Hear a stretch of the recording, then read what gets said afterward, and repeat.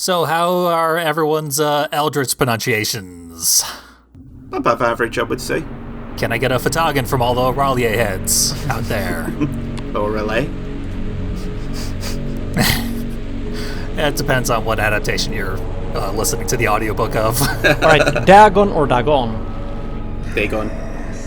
Okay, yeah, that's the third one. Yep, we're gonna give it the long A in this video. So this is Sea Salt, and we know what kind of game it is. It's a Lovecraftian reverse horror game where we play as the monsters and we kill everybody. See, I would have thought a reverse horror game was you go around and give hugs to people that are scared. Hey, I'm autistic. That is a horror game for me. Also, I spliced in an extra 30 seconds of this intro screen because it's really, really cool and excellent at setting the mood. All the bodies drift into the water, and the water slowly turns red.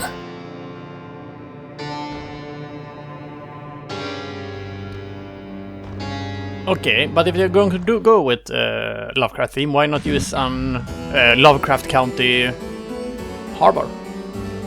Or maybe it's Old World. Never mind. Yep, this game's from 2019. And it had been in development for quite a while before then. As you can tell, it looks very, very nice. Yeah, I honestly never heard of this before you mentioned it to us. Yeah, it's still on the obscure side. We'll see why when we get to the gameplay. It is a bit niche. But, I mean, with Carrion exploding last year, that was also a reverse horror game. That sounds like, a health hazard. Yep, without context, Carrion exploding is a very gross idea. I mean, in context, Carrion is exploding everywhere. Also, I must say, this is the second play as the bad guy Lovecraftian pixel art game I've actually seen. Cthulhu Saves the World. Oh, yeah. Which is That's right. way more entertaining than it actually has the right to be. And the spin-off Cthulhu Saves Christmas. I did not know that. It was sort of a freebie DLC thing. Oh, 3D. Free, I should point out. Okay. Yeah, I said freebie. I also got that Breath of Death 8, Yeah. thing, but I never actually played it. It was okay. Cthulhu Saves the World was definitely the more polished product. Yeah. Oh, there was the only plot point in this entire game. Dagon was demanding sacrifices, and he demands that the Archbishop be sacrificed himself. And that is our entire plot for Sea Salt. Obviously, he denies that request. Swipe right. And goes about his business. Man, this guy does not stop talking. He's a priest. Well, bishop. Yep.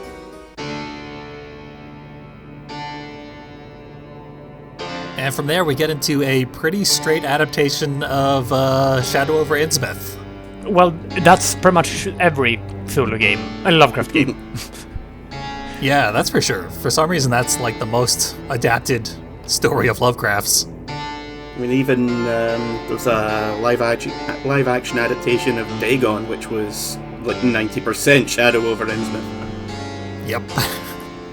A movie I love and you hate. Wait, Dagon, is that the Spanish one? No, it was an American one. There was a Spanish one. That this one was, I think it was 2002 it came out? Something like The that. Spanish one is actually pretty good. Me and one of my brothers had a thing where we went through as much of Lovecraft movies as we could, and that one was one of the better adaptations. And we didn't have subtitles, and none of us spoke Spanish. What we did have is a printed text document with subtitles, because we could not find the actual subtitles. But it was a good movie. Actually. Oh, by the way, we're on the ocean floor right now, and for some reason there are humans there to hunt. Awful lot of squelching noises as well. Oh yeah, this game is sloppy and gross. Lots of guts exploding and splattery noises. Kind of reminiscent of Binding of Isaac. Yeah. All the individual different minion types also have their own sound effects for when they're walking around and when they're attacking. You get a real cacophony going when you play this game long enough. His head went flying in like 3 directions at once. Yep. Again, we are on the ocean floor. For some reason, there are humans down here. I don't know. Fish people. This is a bit of a new game plus that we're seeing right now. I played a couple of levels in this game, then I went back to record this video. So we have cards that we should not have access to yet. Ooh, Mongolian deathworm. But no fish people. And interesting that I didn't go with the name with the black cat there. Cats of Ulthar? Yep. No, I'm talking about Lovecraft's black cat. Ah, yes. Yeah. Yes, we do not talk about that. No, we will not. Lovecraftian talked about it in his own stories. A lot. That asshole. And he remains still the best example of problematic fave. Yep. Like, most of my favorite movies are by Stuart Gordon, and he did mostly Lovecraft adaptations. One of my favorite bands writes all their songs about Lovecraft stories. That's The Darkest of the Hillside Thickets. Check him out. But yeah, the man himself, complete irredeemable monster. He was the racist that made other racists go, steady on, that's a bit much. Yeah. Yeah. He got the Ku Klux Klan to say, yo, bad rap. Dude, this is all you ever talk about. Don't you give it a rest? Yep. Then you get into the sort of territory that, like, Jon Stewart said when he was like, hey, we can't call the Republicans racist. That's an insult to real hardworking racists out there. Fucking Jon Stewart. It always takes me a moment to realise you're talking about the guy from The Daily Show and not the former Green Lantern. Yep. Or current, I forget which. Yeah, I read a story where I don't like DC heroes. I find them boring. So didn't know. I haven't never read any Green Lantern and stuff like that. So when people start mentioning Jon Stewart, I got really confused. I thought, oh wait, he has a cameo. But wait, that's wrong, Jon. He's a cameo and he's black now. I know COVID was difficult on all of us, but that's a change I was not expecting. Also, George Lucas named a Star Wars planet after Jon Stewart when he was on The Daily Show. Apparently, Obi-Wan Kenobi is from the planet Stew John. Huh. It's good to see he's still got that talent for naming things. Yeah, do you know that torture droid from episode 4? Do you know what planet that one is from? Absolutely no idea. The planet England. Yeah, because it's partly made of I've heard of that one. upturned share partly, and if you zoom in, you can see "Made in England" written on it. So they have to create a canon reason for that. Yeah, Star Wars fans.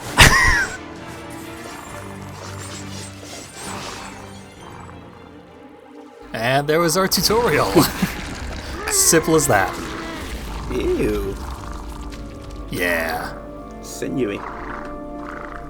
So we are overpowered. I only used one late game monster there, but the Black Cat is quite powerful. Yeah, I just find it a bit difficult to take it seriously with the little cats purring all over the place.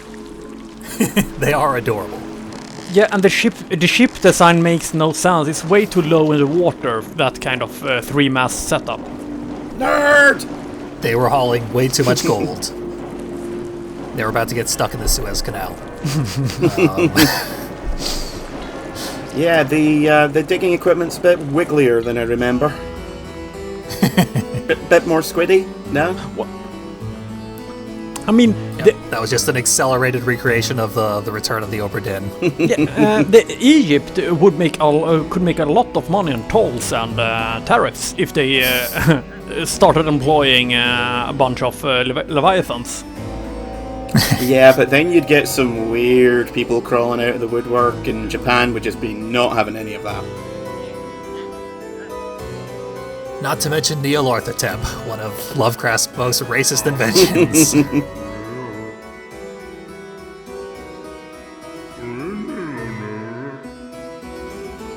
Also, The Shadow over Innsmouth is a story about race mixing and the horrors thereof. I was like contemplating, am I going to mention it or go? Okay, but you did first, so yeah. The most adapted story is one of the most obviously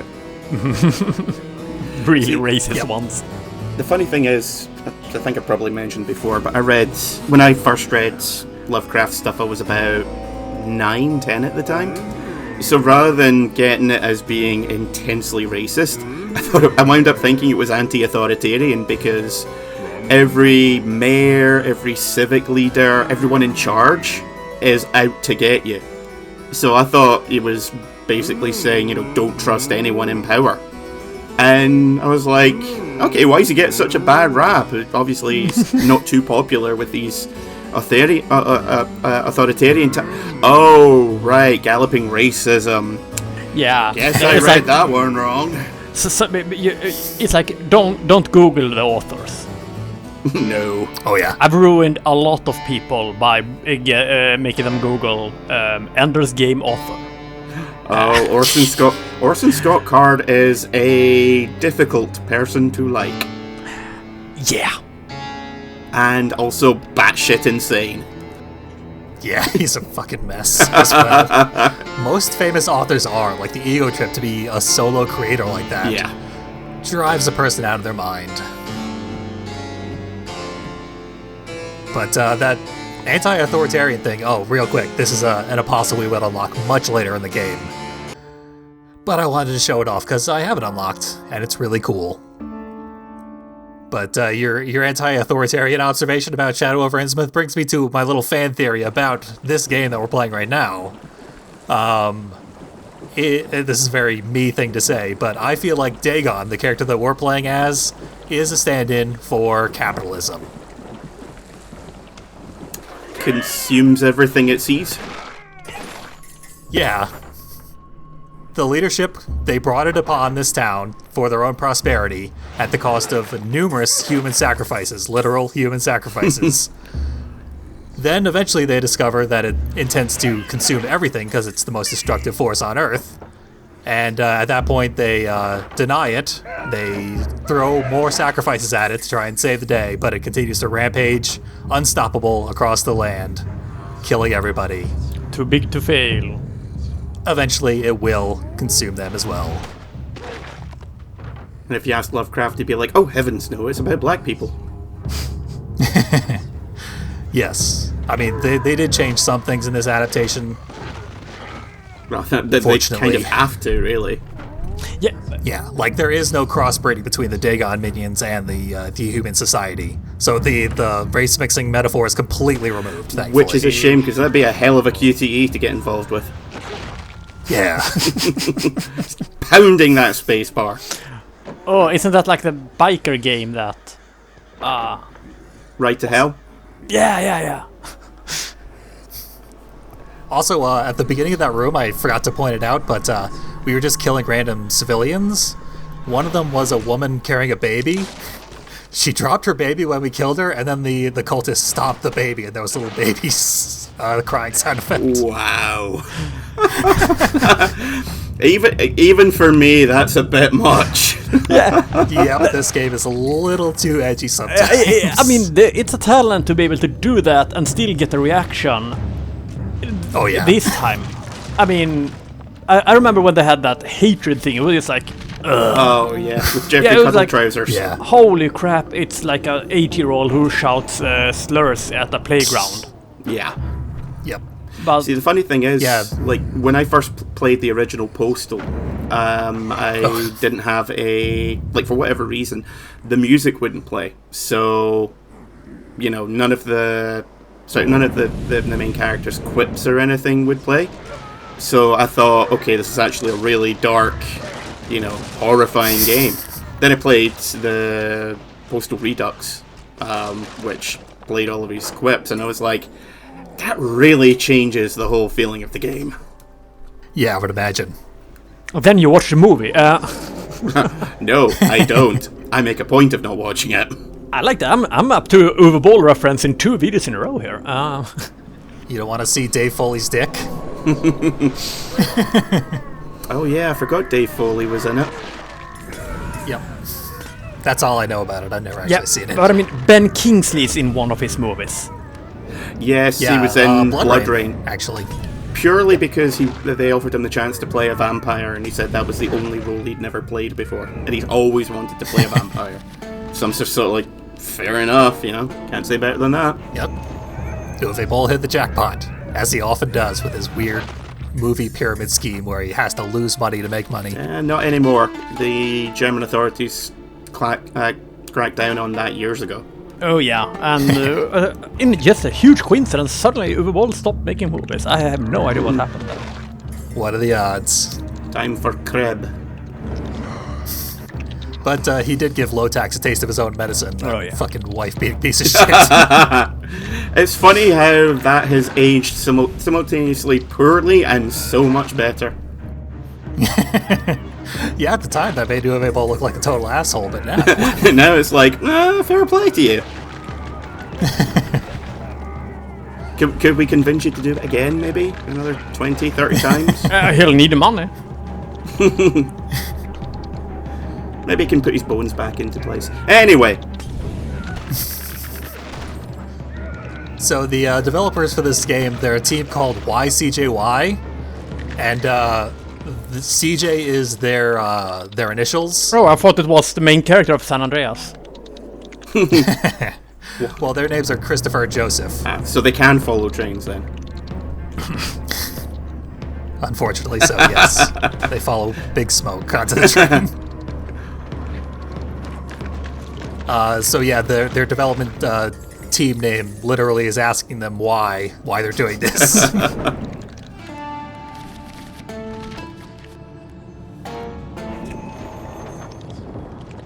Hence why they do the sort of shit that would make Edmund McMillan blush.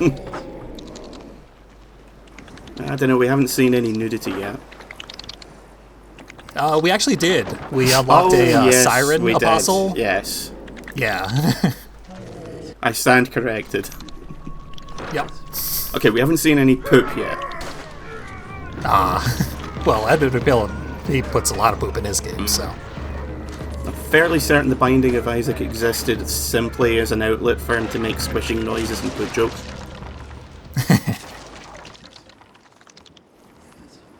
And deal with his traumas induced too. by religious upbringing. Yeah, but I kind of feel like that was a distant second place. Fringe benefit. That's true, yeah. Oh, hey, I can make money, make squishing noises, and deal with trauma. Wow. Why didn't I do this sooner?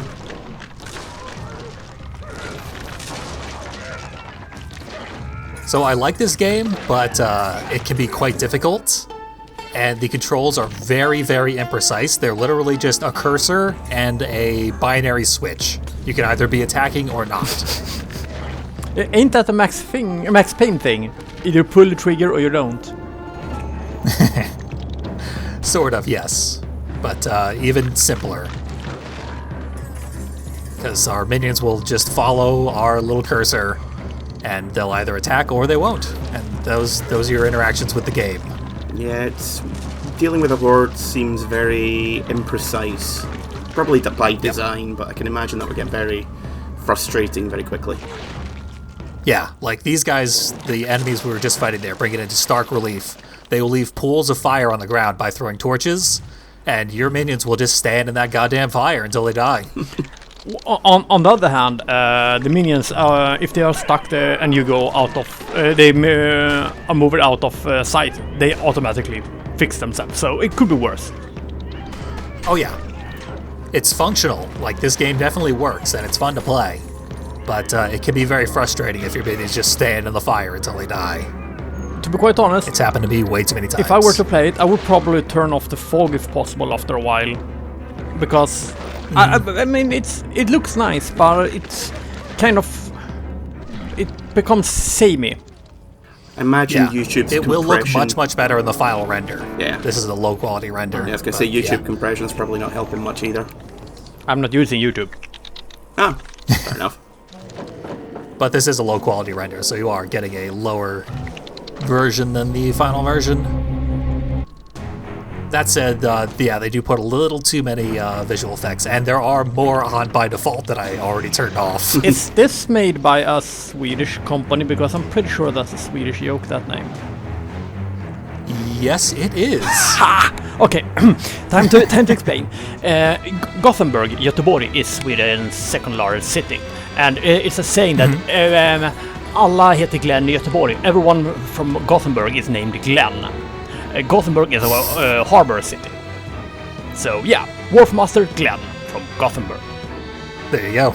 That is one of the most limited reference pool references I've ever heard in my life. And I still got it. Like, I'm used to jokes with a narrow intended audience, but goddamn. Once again, one of those miraculously improbable things that we discovered in the commentary. Jesus. Two guys from Sweden made this game. I believe they are also multi-instrumentalists who made all the music as well. They did get some help with the art assets, I know for a fact, because I follow one of the artists who contributed art to this game on Twitter.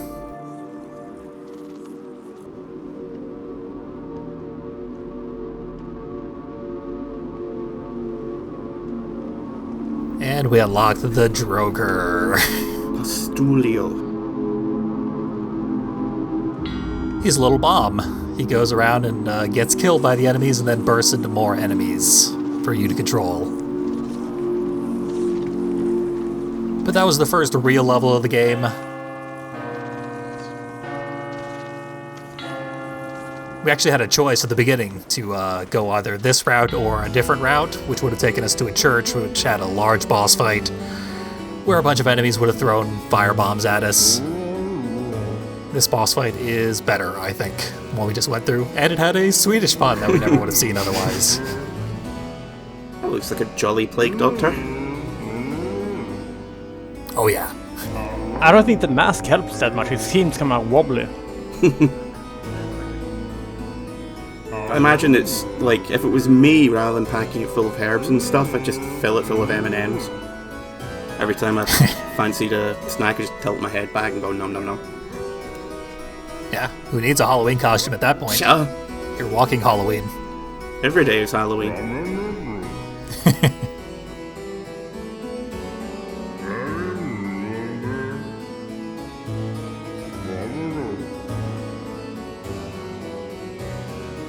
Is that statue behind them doing a execution by a bullet to the head? To the neck?